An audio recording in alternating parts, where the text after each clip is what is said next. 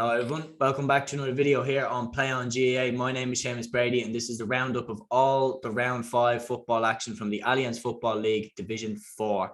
And starting really with the result that jumps off the sheet at us. Tipperary going to Breffni Park in Cavan and winning by 111 to 1-7. Judging by Tipperary's form, I did not see this one coming. They were playing with the gale wind in the first half. And they're only 1 point up at halftime. They looked in serious trouble, especially when Cavan O'Reilly hit a goal for Cavan just on halftime to make it 1-5 to 1-4. Tipp's goal in the first half came from who else but Conor Sweeney. A lovely move which included Bill Maher, Robbie Kiley and Mikey O'Shea. Ended up in the hands of Conor Sweeney and he buried it to the roof of the net.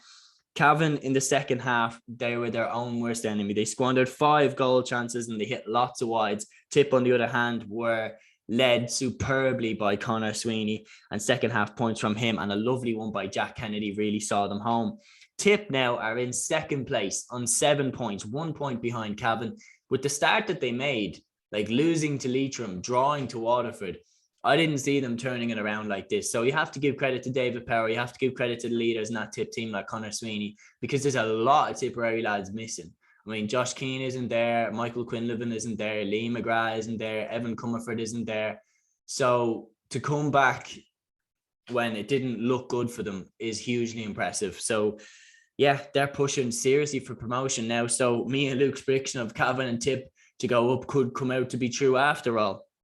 One team that could definitely have a say about that is Sligo. They beat London by 319 to 10 points, bouncing back after their poor result last time out. Sligo, they've Niall Murphy to thank for a lot of that. He hit 2-5, his first goal coming in the 9th minute. Brian Egan followed it up a minute later.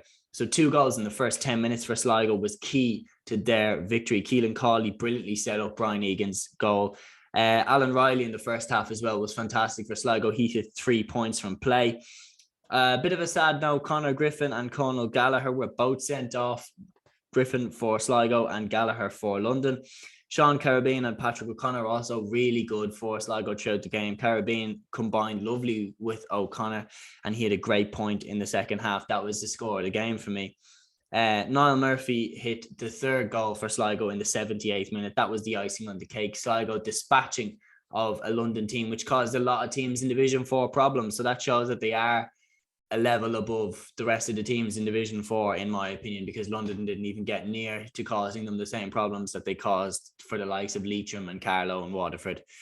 Then moving on from that game, Wexford against Waterford. Wexford picking up another victory, an early 4-point lead for them. 2 Mark Rossiter frees had them 4 points clear. Wexford 15 points, Waterford 14 had finished. Waterford were kept in it with frees from Dara Corcoran. Waterford were definitely on top in the 3rd quarter, and with 10 minutes left, they were level. Jason Curry, Dermot Ryan, Conor Murray, and the aforementioned Dara Corcoran were their primary score getters. Kieran Regan and Mark Rossiter pointed for Wexford to put them 2 points up. Tom O'Connell pulled one back, but Waterford ran out of time to get an equaliser, and it finished, as I mentioned, 15 points to Wexford, 14 points to Waterford. Waterford now sitting bottom of the table, on 1 point. Wexford are 6th with 4 points. I think Wexford's potential promotion isn't going to happen. Moving on then to the final game, it was at Netwatch Dr. Cullen Park. Carlow getting turned over by Leitrim, who now sit on 6 points, the exact same as London and Sligo. So Leitrim are still on potentially for promotion as well. We just have to see how the rest of the league goes. Leitrim 2-14, Carlow 1-10.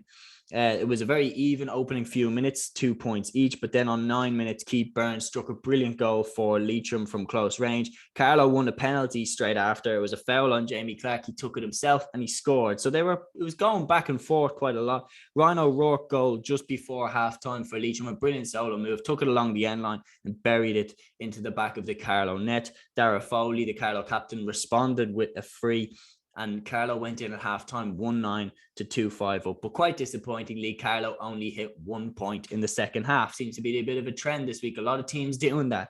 That was in the 57th minute and it was from a free. So Carlow didn't score a point from playing the second half. Leitrim, on the other hand, hit 5 points in a row towards the end. Keith Burney with 3, Ron O'Rourke with 1, and Jack Heslin with 1 as they ran out 2-14 to 1-10 winners. So yeah, Cavan topped the group now on 8 points. Tipp, as I mentioned, on 7 points sit in second. Sligo, Leitrim and London are all on 6 points. Wexford on 4 And then the bottom two, Carlow on 2 points and Waterford on 1 point with no win yet, just that draw with Tipperary. Guys, that is my roundup of the Division 4 football action. I hope you enjoyed. Keep an eye out for all the content here on Play on GAA. Like, subscribe, share and comment. It really helps the channel out.